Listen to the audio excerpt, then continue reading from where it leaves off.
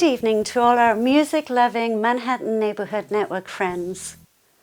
My name is Angela Viscido, Eclectrix founder and eminent primetime producer.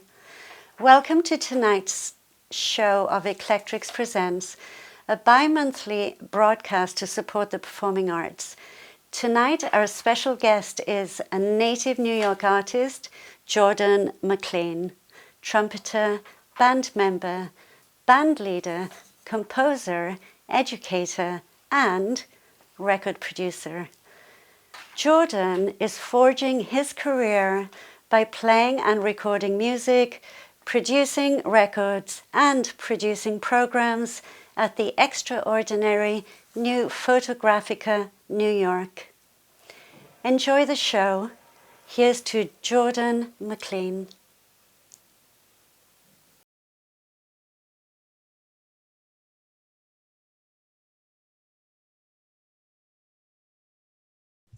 Good evening, Jordan-mclean, and welcome to Eclectrix Video this Saturday night. So good to see you. How are you? Janet, all things considered, I'm very well. Maybe better than I deserve to be, all things being what they are. But I'm just super grateful to be here with you and to see your shining face and to say hello to all of my fellow Manhattanites. Yes, indeed. Hello. So nice to be here with you too.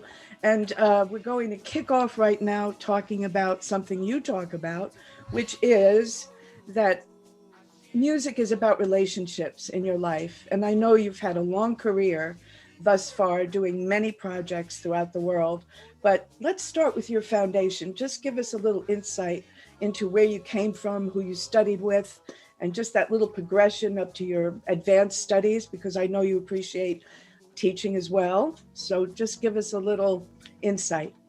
Well, my mom moved us to 55th and 10th in 1979. And in the ground floor apartment of 498 West 55th Street lived Michael Raskin, who was the son of Gene Raskin, who wrote Those Were the Days. And Michael, God rest his soul, didn't leave the house much. But he did play piano every day, and he would give me a few bucks to come and take piano lessons with him. I mean, my mom was totally broke, and, Michael came from money, even though he lived like a hermit. He had enough money to, give me $5 or $10 to come and sit and play Gershwin on his piano. So, I couldn't have been much more than 5 or 6 years old. And a few years later, got my first trumpet in a New York City public school band program, PS 111 on 53rd and 10th. Miss Hogan was the band teacher. So did 5th and 6th grade trumpet there, sounding worse than everybody. Kept with it. Junior high school, I went to Wagner Junior High, and Mr. Pitt, I wish I knew Pitt's first name, but he was kind of a legendary, one of those really kind of scary middle school band director types.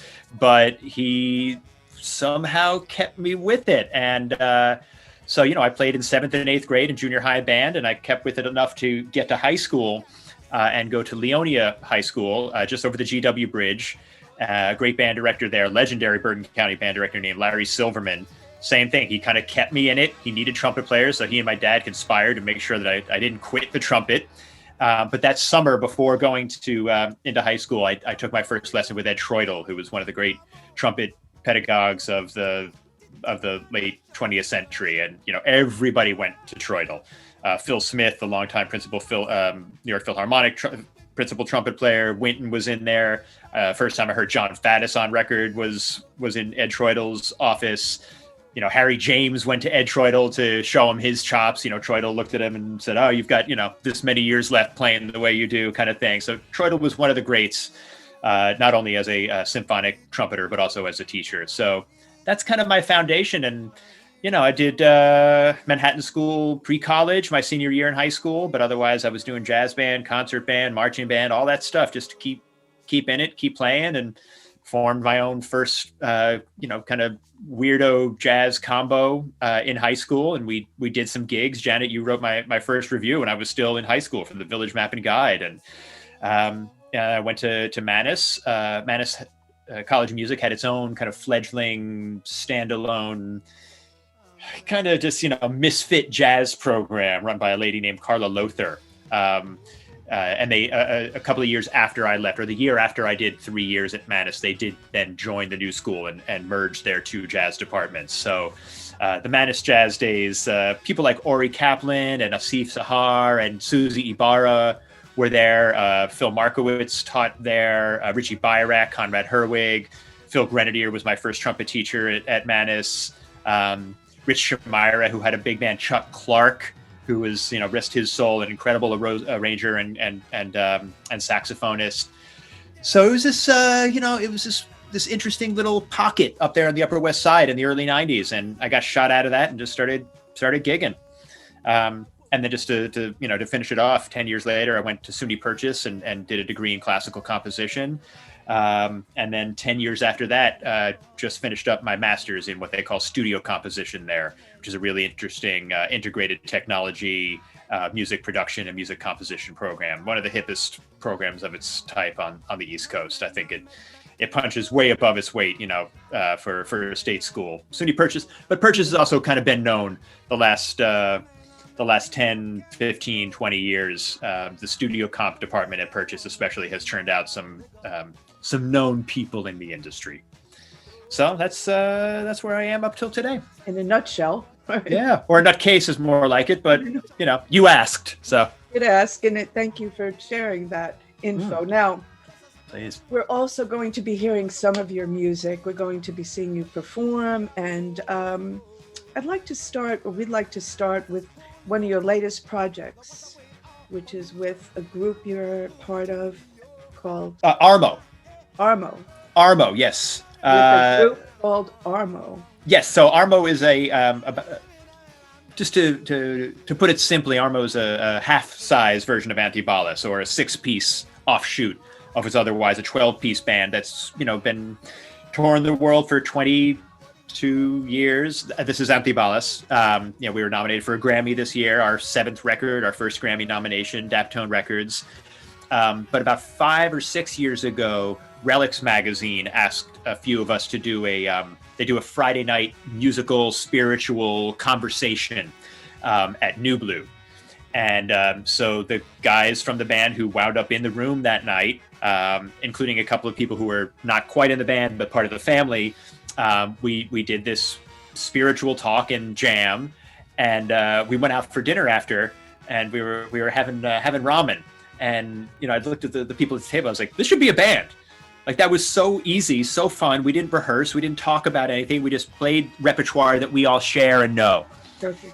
And I mean, I don't know how many dozens of gigs later, including playing the opening night at Fotografiska, New York's grand opening, top of the Standard more times than I could count.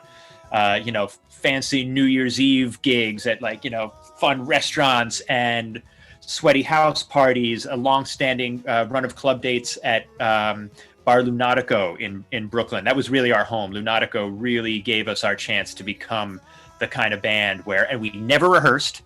We expanded the repertoire to include my music, of course, the music of Fela Kuti, Amayo, our lead singer, his music, and Amayo was playing piano.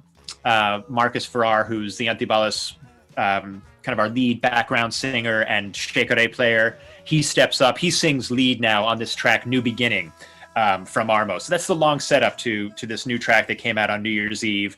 Again, thanks to Relics magazine, because they hosted it for us, and we were able to put it out. It's on Bandcamp right now on System Dialing Records. And before we get too far away from that ARMO track, I just want to shout out Justin Kimmel, our bass player, who produced that. He mixed it, he recorded it. We contributed all those parts remotely. Some of the basic tracking was done in his studio, but everything came together over the last COVID year. Kevin Raczka on drums from Antibalas, Nikhil Yerawadeker on guitar, longtime Antibalas member, myself, and Justin, Amayo, and Marcus. That is ARMO, and we're super proud to be able to share that track with everybody. So thank you. All right, well, here we go. ARMO.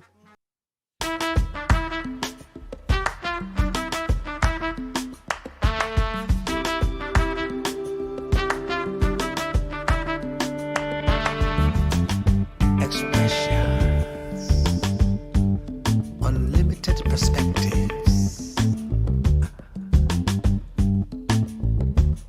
Brace yourself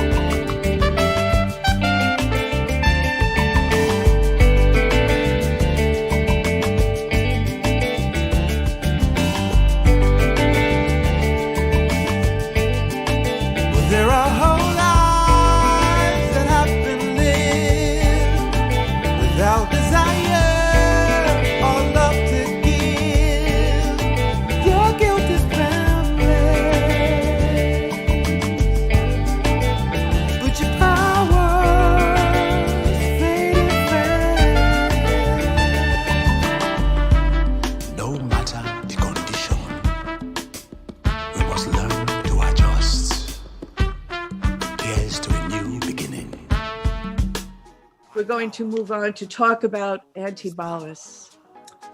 And I'd like to get kind of an idea from you of how all this unfolded that brings you to the point of Foo Chronicles being nominated for Best Global Album 2021. I mean, when you look at everybody else in that category, first of all, when people say it's an honor to be nominated, it's like, I know what they mean now. You know, I was a member of the creative team of Fela, of the Broadway show about Fela Kuti. And, you know, we were nominated for 11 Tonys, robbed of 8. You know, we won 3 Tonys, and, you know, of course it is an honor to be nominated. But when you look at the other talent in this year's global music best album categories, like Anushka Shankar, Babel Gilberto, Burna Boy from Nigeria, Tina Rewen, who is one of the most legendary and successful quote unquote global music bands of the last 20 years. And for Antibalas to be up in there with these incredible artists is just like, I'm getting chills just thinking about it right now. So, and it should be stated that the Foo Chronicles are all of the compositions of, or that is made up entirely of compositions of Amayo, our lead singer, who is, for me, the next in line after Fela Kuti, who invented the form of Afrobeat. Amayo is the next great composer in the lineage of Fela. You know, not to take anything away from Seun and Femi Kuti, Fela's sons, who, you know, lead Fela's old bands and are great Afrobeat composers and band leaders in their own right. But Amayo has the most distinctive voice in Afrobeat that I'm aware of, and it's filtered through his incredible experience of being an artist, being a self-taught musician, a self-taught pianist and composer, being a Kung Fu Sifu. So that's where the Foo in Foo Chronicles comes from. This is basically a parallel of Kung Fu discipline and Afrobeat discipline. Nice. So I encourage everyone to check out the record on Daptone. I'm super proud of it. Gabe Roth, you know, the legendary Daptone founder and producer, leader of Sharon Jones's band, the Dap Kings, Sharon's, you know, closest collaborator. He was back in the band playing bass and producing the record, and that's no small part of why this is a Grammy-nominated record, because Gabe is a recording and musical genius. So, wonderful. And the vibe is so good on the record. I really am happy with it. Well, you chose a particular tune for us to play, and is there any reason for that? Well, because that's the video. So I know we're, you know, this is television, so we're going to see part of the official video for Fight Am Finish, which also has some cool, you know, trumpet stuff kind of up front. My feature on the record is actually on the last song called Fist of Flowers. That's where I get my 16 bars or 32 bars or whatever to stretch out on the trumpet. But there's no music video for that one, so everybody's just going to have to go listen to Fist of Flowers wherever you stream music, or hopefully you're going to go to daptonerecords.com and order the vinyl or CD or download right from Daptone. But wherever you stream music, you can find Fist of Flowers, which is part of the Foo Chronicles. And I guess what we're going to watch now is Fight Am Finish, the official music video from the record. Off we go.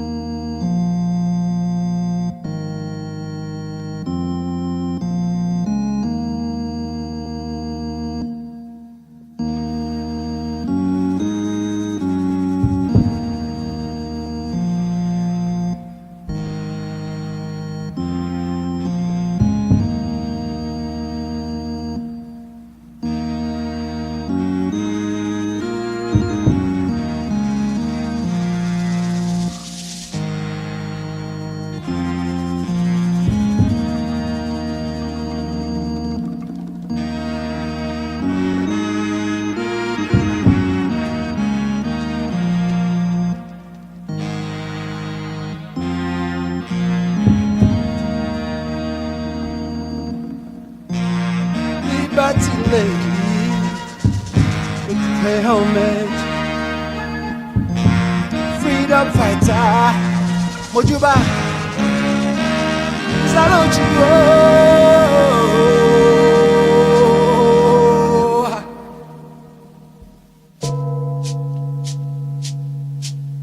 Sasha, Jack Patakio.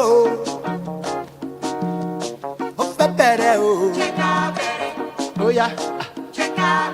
Come on. Hey. Check out.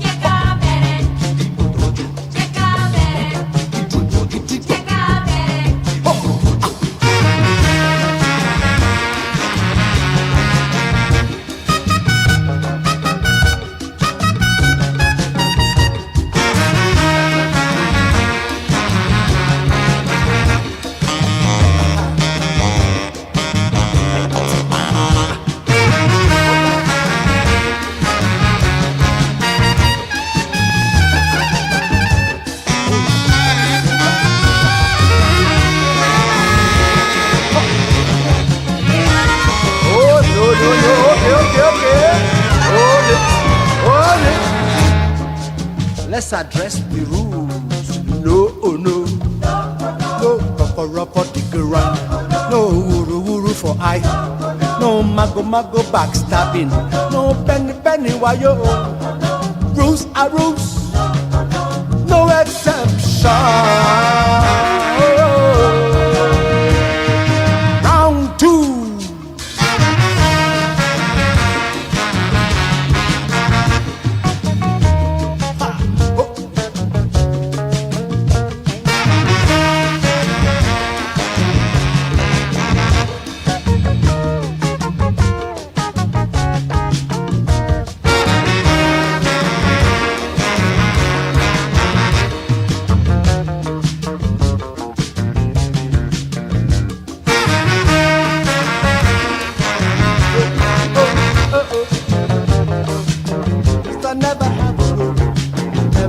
Get knowledge. When we work it together, let's go. Round three. Oh yeah, oh.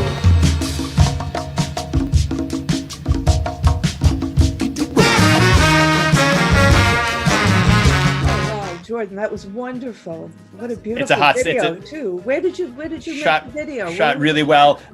It was oh gosh, I'm spacing on the name of the boxing club on Grand Street in, I keep wanting to say Uppercut, but I know that's not it. And the guy is so cool who leads it. It's like this kind of like boxing dojo vibe. It's like a punk rock New York hip hop vibe boxing club on Grand Street in Williamsburg. You can look it up. All that, it was all shot there. Oh, and so the footage from the beginning of the video was actually shot in Nigeria. Yeah, that's part of Amayo's, and you see how he's integrating kung fu into the song there. Yeah. Wonderful, yeah. Okay, Jordan. Now this part is all about directors. Tell us about this band. I'm so happy to have the chance to talk about directors, just because it's like Antibalas in a way, which Antibalas was a side project that just became everybody's kind of, not our main gig, but it was a side project that took off. Directors, same thing, is in a way, it was just an evolution of friends hanging out making music. You know, I was never in like a rock band because I played trumpet. So, you know, in high school and college, when everybody's in rock bands, like, you know, playing guitar and singing, you know, singing in front of the band and stuff, I was playing horn. And, you know, I played with a lot of people in the Rock and Roll Hall of Fame. Like, I love rock trumpet, but I never had a band where I could write some whatever, you know, I'm walking down the street kind of lyrics and turn it into a rock song and get in front of the band and sing it. So directors is myself and Sahr Ngaujah, who originated the role of Fela Kuti on Broadway, who is his own brand of brilliant songwriter, totally unique vocal style.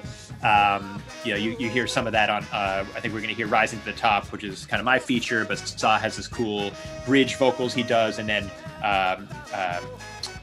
Ahead, which is actually the composition of our drummer Amir Ziv, who's also my business partner in System Dialing Records, legendary educator, innovator of the drum set, my partner in making new vocabulary with Ornette Coleman.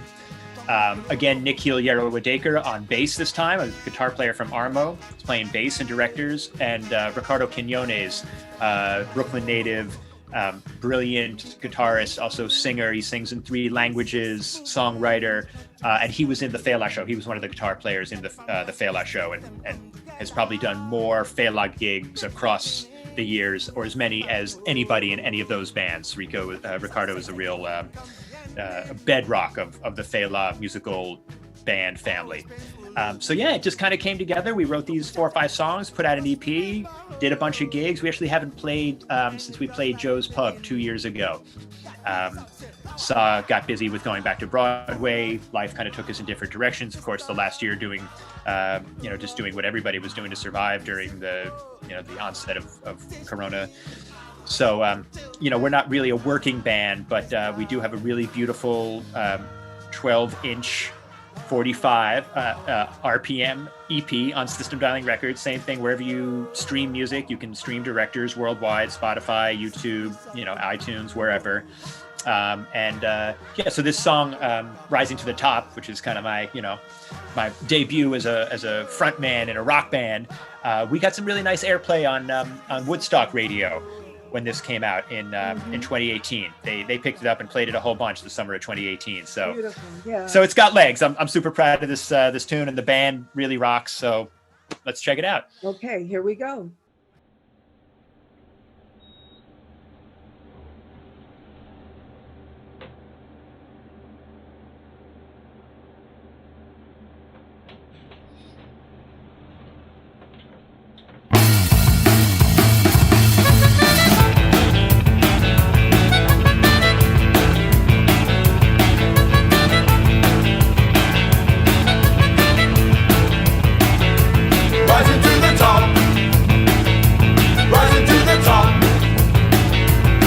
Doesn't stop. The truth is gonna drop.